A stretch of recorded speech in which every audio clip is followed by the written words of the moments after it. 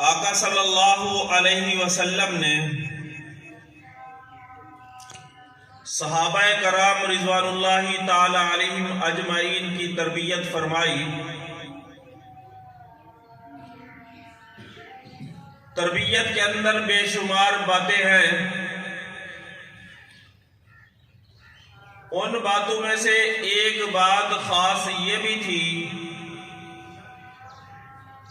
کہ آقا صلی اللہ علیہ وسلم صحابہ کرام رضوان اللہ تعالی علیہم اجمعین کو اللہ تعالیٰ سے ڈراتے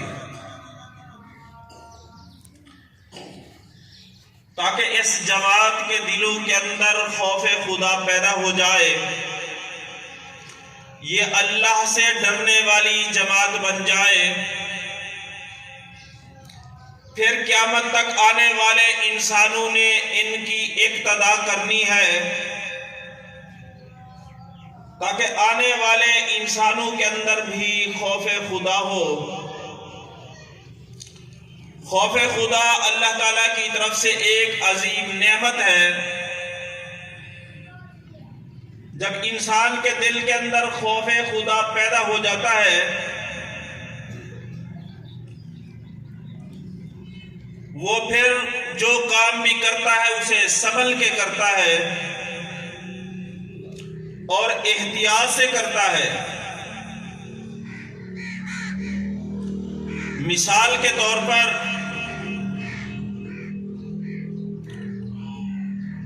ہم میں سے اگر کوئی ایک سیب کاٹ رہا ہو اور چھری تیز ہو اور کاٹنے والے کو چھری کی تیزی کا احساس ہو، وہ اپنے نرم نازک ہاتھ پر سیب کو رکھ کر چھری سے سیب کاٹتا ہے اور اس کے دل کے اندر یہ کھٹکا رہتا ہے کہ اگر تھوڑی سی عدم احتیاطی ہوئی تو کہیں میرے ہاتھ کی نرم نازک انگلیاں نہ کٹ جائیں۔ جب ہمارے دل کے اندر خوف خدا ہوگا تو ہم پوری زندگی اس انداز سے بسر کریں گے کہ کہیں اللہ ہم سے ناراض نہ ہو جائے، کہیں اللہ کی حکم عدولی نہ ہو جائے، کہیں آقا صلی اللہ علیہ وسلم کا طریقہ نہ چھوٹ جائے، تو پھر انسان ساری زندگی احتیاط کے ساتھ بسر کرتا ہے۔ جن کاموں کے کرنے کا اللہ نے حکم دیا ہے ان کاموں کو انسان بجا لاتا ہے، اور جن چیزوں سے منع فرمایا ہے ان سے رک جاتا ہے، باز آ جاتا ہے۔ ہر وقت دل میں یہ کھٹکا رہتا ہے کہ کہیں ایسا نہ ہو کہ اللہ مجھ سے ناراض ہو جائے۔ صحابہ کرام رضوان اللہ تعالی علیہم اجمعین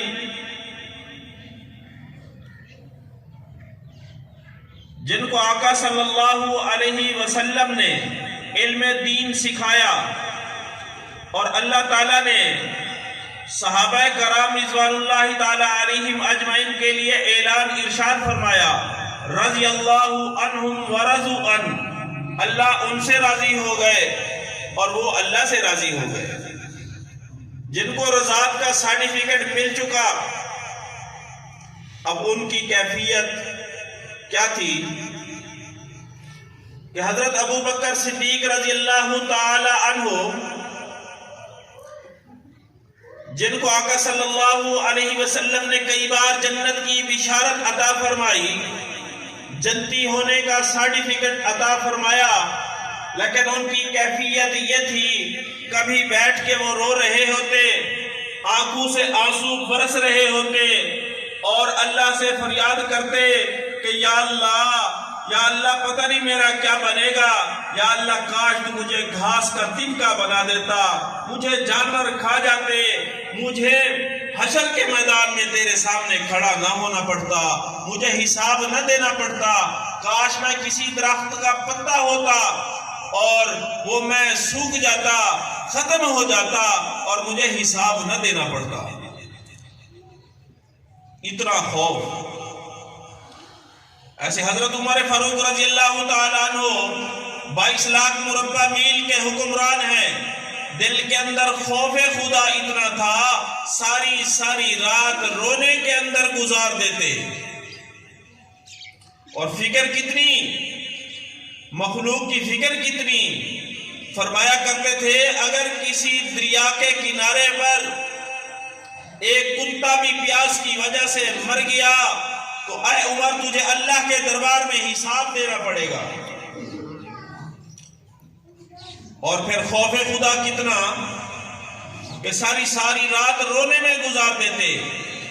ایک دفعہ ایک عورت آئی حضرت عمر فاروق رضی اللہ تعالیٰ عنہ کے گھر کے اندر، تو جلدی سے امیر المومنین کی گھر والی نے ایک چادر بچھائی کہ یہ آنے والی خاتون اس کے اوپر بیٹھے۔ جب وہ قریب آئی اسے محسوس ہوا کہ گیلی ہے، ہو سکتا ہے گھر کے اندر کسی بچے نے پیشاب کر دیا ہو، پیچھے ہٹی اور اس کی یہ کیفیت امیر المومنین کی گھر والی نے محسوس کی، اور پھر وجہ پوچھی کہ آپ بیٹھے پیچھے کیوں ہٹ رہی ہے؟ تو آنے والی خاتون نے عرض کیا کہ اے محترمہ مجھے ایسے محسوس ہوا کہ یہ گیلی ہے، شاید کسی بچے نے پیشاب نہ کیا ہو، میں اس وجہ سے اس پہ نہیں بیٹھی، میں نیچے بیٹھ گئی۔ تو امیر المومنین کی گھر والی رو پڑی اور روتے ہوئے جواب دیا کہ اے نوجوان لڑکی، یہ پیشاب کی وجہ سے گیلی نہیں، بلکہ میرا گھر والا رات کو جب کھڑا ہوتا ہے اس مصلے پہ قیام کرتا ہے، اس کپڑے پہ سجدے کرتا ہے اور سجدے کے اندر اتنا روتا ہے کہ یہ کپڑا گیلا ہو گیا۔ یہ خوف خدا تھا۔ اسی طرح حضرت عثمان غنی رضی اللہ تعالیٰ عنہ 44 لاکھ مربع میل کے حکمران ہیں، ایک آرڈر پہ پوری دنیا کے نظام کے اندر تبدیلی لا سکتے ہیں، اپنی فوج ہے، لیکن چند باغیوں نے مدینے کے اندر بغاوت کا اعلان کیا تو خوف خدا اتنا تھا، صحابہ کرام رضوان اللہ تعالی علیہم اجمعین اجازت طلب کرتے ہیں، اے امیر المومنین ہمیں اجازت دے دیجئے، ہم ان باغیوں سے مقابلہ کرتے ہیں اور انہیں ختم کر دیتے ہیں تاکہ یہ فتنہ ہی ختم ہو جائے، اس کا وجود ختم ہو جائے۔ تو حضرت عثمان غنی رضی اللہ تعالیٰ عنہ نے ارشاد فرمایا مجھے حیا آتی ہے اس مدینہ میں آقا صلی اللہ علیہ وسلم آرام فرما رہے ہوں اور میری وجہ سے یہاں لڑائی مچے، میں یہ کبھی برداشت نہیں کرتا۔ تو آقا صلی اللہ علیہ وسلم اپنے روزے اطہر کے اندر زندہ حیات ہیں۔ آقا صلی اللہ علیہ وسلم کے پردہ فرما جانے کے بعد صحابہ کرام رضوان اللہ تعالی علیہم اجمعین اتنا ادب، اتنا احترام کرتے تھے اور دل کے اندر ڈر تھا کہ کہیں بے ادبی نہ ہو جائے۔ اپنی جان کی پرواہ نہیں کی، اپنی حکومت کی پرواہ نہیں کی، اپنی جان کا نذرانہ دے دیا، مدینہ کے اندر اپنے دشمنوں کو قتل کرنے کی اجازت نہیں دی۔ حضرت علی المرتضیٰ رضی اللہ تعالیٰ عنہ وقت کے امیر المومنین ہیں، گھر کے اندر فاقے ہیں اور اس دنیا سے خالی ہاتھ جا رہے ہیں۔ ایسے سارے اہل بیت ان کی یہی کیفیت۔ امام حسین رضی اللہ تعالیٰ عنہ نے کربلا کے میدان کے اندر اپنے خاندان کی قربانی دے کے ہمیں یہ پیغام دیا کہ دین کو بچانا ہے، کہیں اللہ ناراض نہ ہو جائے۔ جو حکومت کا اہل نہیں، فاسق ہے، فاجر ہے، وہ ہمارا امیر المومنین نہیں ہو سکتا۔ ہم یزید کے ہاتھ پر بیعت نہیں کر سکتے، اپنی جان دے دی۔ تو صحابہ کرام رضوان اللہ تعالی علیہم اجمعین کے دلوں کے اندر خوف خدا تھا۔ اور اسی طرح یہ خوف خدا تابعین کے دلوں کے اندر منتقل ہوا حضرت حسن بصری رحمت اللہ علیہ تابعی رسول ہے، حضرت علی رضی اللہ تعالیٰ عنہ کے شاگرد ہیں۔ حضرت علی رضی اللہ تعالیٰ عنہ نے حضرت حسن بصری رضی اللہ تعالیٰ عنہ کو خلافت دی۔ سبحان اللہ۔ بہت بڑے محدث ہیں، لیکن ان کے دلوں کے اندر خوف خدا اتنا تھا کہ وہ ایک کمرے کی چھت پر رات کو قیام کرتے، وہاں اللہ کی عبادت کرتے، وہاں پر اتنا اللہ کے سامنے روتے، ان کے آنسو نکلتے اور وہ چھت سے پرنالہ کے ذریعے زمین پہ گرتے۔ اتنا خوف خدا تھا۔ اور عورتوں کو بھی اس سے بھی بڑھ کے زیادہ فکر تھی۔ انہی کے دور کے اندر رابعہ بصری اللہ کی ولیہ تھی۔ جوانی کے اندر ان کا گھر والا فوت ہو گیا، بیوہ ہو گئی، اور ان کی کرامات عجیب و غریب ان سے واقعات سرزد ہوئے۔ اب حضرت حسن بصری رحمت اللہ علیہ کو فکر لاحق ہوئی۔ حضرت حسن بصری رحمت اللہ علیہ حضرت رابعہ بصری جب بیوہ ہوئی تو ان کے گھر پہنچے کہ میں انہیں پیغام نکاح دیتا ہوں، نیک عورت ہے، تاکہ اللہ تعالی اس نیک عورت کی برکت سے مجھے نیک اولاد عطا فرمائے اور اس امت کے اندر نیک رجال پیدا ہوں۔ جیسے حضرت عمر فاروق رضی اللہ تعالیٰ عنہ ایک دفعہ چکر لگا رہے تھے مکہ کی گلیوں کے اندر، رات کو اندر سے آواز آئی، اماں بیٹی کو کہتی ہے کہ دودھ کے اندر پانی ملا دو، بیٹی کہتی ہے نہیں عمر دیکھ لے گا، تو ماں نے بتایا اس وقت عمر نہیں، بچی نے جواب دیا عمر نہیں، لیکن عمر کا رب تو دیکھ رہا ہے۔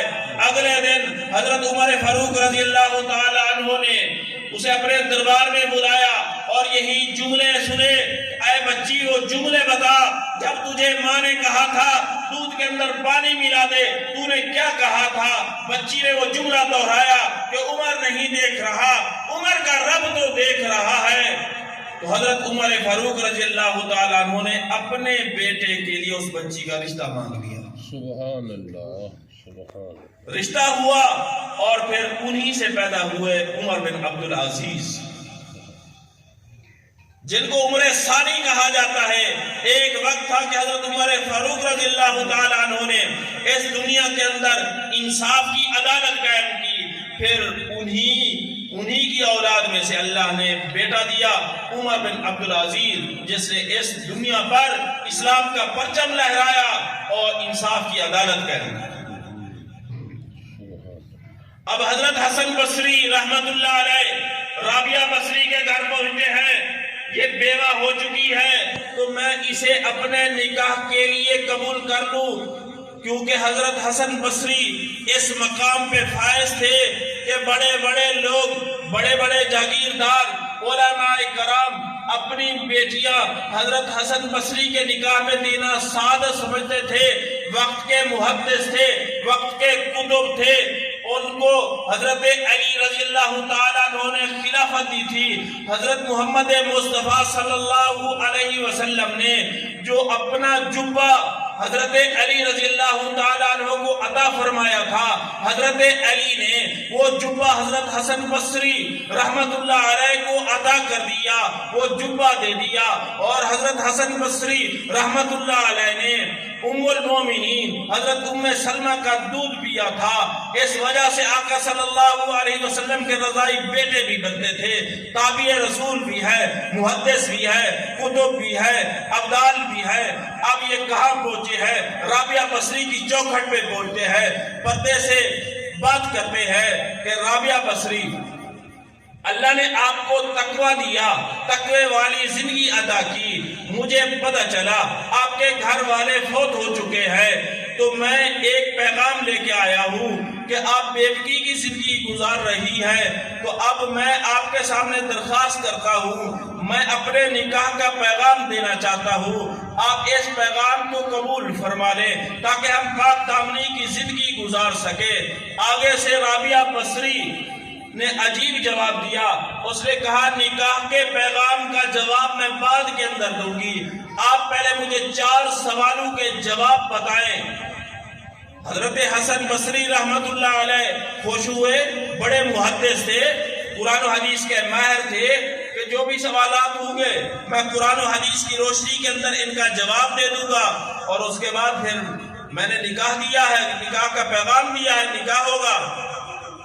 تو رابعہ بصری نے پہلا سوال کیا، اے حسن بصری مجھے یہ بتا کہ میں جنتی عورت ہوں یا جہنمی عورت ہوں؟ حضرت حسن بصری رحمت اللہ علیہ کے پاؤں کے نیچے سے زمین نکل گئی۔ دوسرا سوال کر ڈالا، مجھے یہ بتا کہ جب میں مروں گی نامہ اعمال میرے دائیں ہاتھ میں ہوگا یا بائیں ہاتھ میں ہوگا؟ پریشانی اور بڑھ گئی۔ تیسرا سوال کر ڈالا کہ جب حشر کا میدان ہوگا، ترازو قائم ہوگا، مجھے بتا کہ میری نیکیاں زیادہ ہوں گی یا میرے گناہ زیادہ ہوں گے؟ چوتھا سوال کر ڈالا کہ پل صراط سے گزرنا ہوگا، میں فاطمہ رضی اللہ تعالیٰ عنہ کی ماننے والی ہوں، ان کی بادی ہوں، یہاں سے تو حضرت فاطمہ الزہرا رضی اللہ تعالیٰ عنہ کو بھی گزرنا پڑے گا۔ فرق اتنا ہوگا کہ جب حضرت فاطمہ الزہرا رضی اللہ تعالیٰ عنہ پل صراط سے گزرے گی، آواز آئے گی کہ اپنی آنکھیں جھکا لو، نظریں جھکا لو، حضرت محمد مصطفیٰ صلی اللہ علیہ وسلم کی بیٹی پل صراط سے گزر رہی ہے، سبحان اللہ، وہ بجلی کی طرح گزر جائیں گی۔ مجھے یہ بتا کہ میں گزر جاؤں گی کہیں جہنم میں تو نہیں گر جاؤں گی؟ تو حضرت حسن بصری رحمت اللہ علیہ نے فرمایا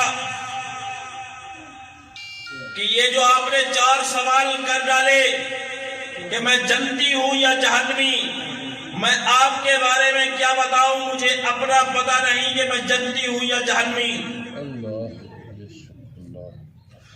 تو نامہ اعمال کی بات کرتی ہے، مجھے اپنا پتہ نہیں کہ اللہ مجھے نامہ اعمال دائیں ہاتھ میں عطا فرمائیں گے یا بائیں میں عطا فرمائیں گے۔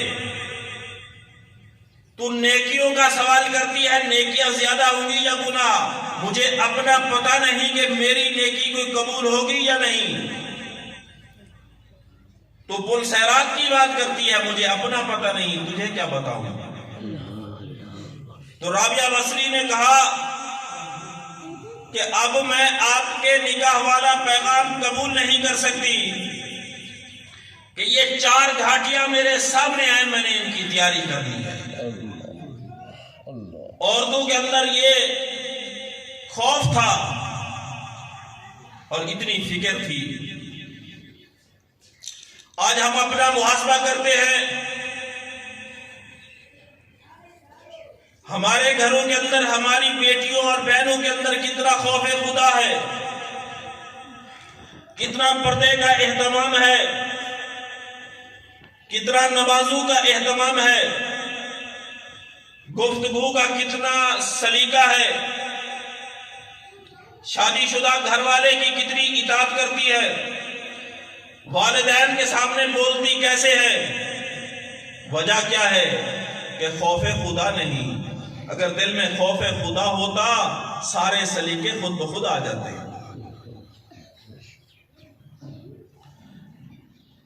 آج ہم اپنا محاسبہ کرتے ہیں، اگر ہمارے دلوں کے اندر خوف خدا ہوتا، آج ہم دودھ میں پانی نہ ملاتے، شراب نوشی نہ ہوتی، گانا بجانا نہ ہوتا، بے پردگی نہ ہوتی، بے حیائی نہ ہوتی، چیزوں میں ملاوٹ نہ ہوتی، سود کا بازار گرم نہ ہوتا،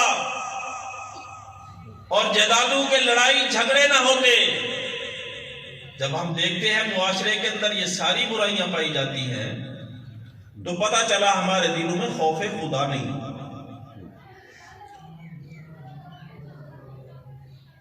آج ہم چیزوں سے ڈرنے لگے. چوہے کا خوف ہمارے دلوں میں بیٹھ گیا, سانپ کا خوف ہمارے دلوں میں بیٹھ گیا, بچھو کا خوف ہمارے دلوں میں بیٹھ گیا. ہم ان کا سامنا کرنے کے لیے تیار نہیں, ان سے ڈرتے ہیں. یہ جو مخلوق ہے اس کا خوف اتنا ہمارے دلوں میں بیٹھ گیا, خالق کا خوف ہمارے دلوں سے جاتا رہا.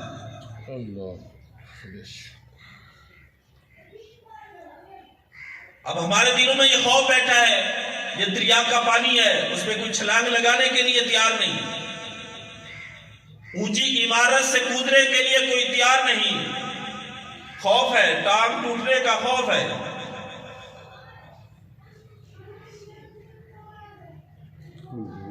اگر یہی اللہ کا خوف ہمارے دلوں میں بیٹھ جاتا تو آج اللہ کی نافرمانی نہ ہوتی. گھر کے اندر ایک 4-5 سالہ بچہ ہو, اس بچے کا خوف اتنا طاری ہوتا ہے, انسان اس کے سامنے کپڑے تبدیل نہیں کرتا, اپنی شلوار اتارنا گوارا نہیں کرتا. اگر ہمارے دلوں میں اس بچے کے برابر رب کا خوف بیٹھ جاتا, ہم چوری نہ کرتے, زنا نہ کرتے, ملاوٹ نہ کرتے, جھوٹ نہ بولتے, شراب نہ پیتے, بے حیائی کے کام نہ کرتے, نماز نہ چھوڑتے. صحابہ کرام رضوان اللہ تعالی علیہم اجمعین کے دلوں کے اندر خوف خدا تھا. وہ چیزوں سے پھر نہیں ڈرا کرتے تھے, چیزیں ان سے ڈرا کرتی تھی. صحابہ کرام رضوان اللہ تعالی علیہم اجمعین کی ایک جماعت افریقہ پہنچی ہے, رات کو وہاں قیام کرنا تھا. مقامی لوگوں نے بتایا یہ افریقہ کا خطرناک جنگل ہے, یہاں اگر آپ آسمان کے نیچے رات گزاریں گے تو یہ درندے دن کو نہیں چھوڑتے, رات کو آپ کو نہیں چھوڑیں گے.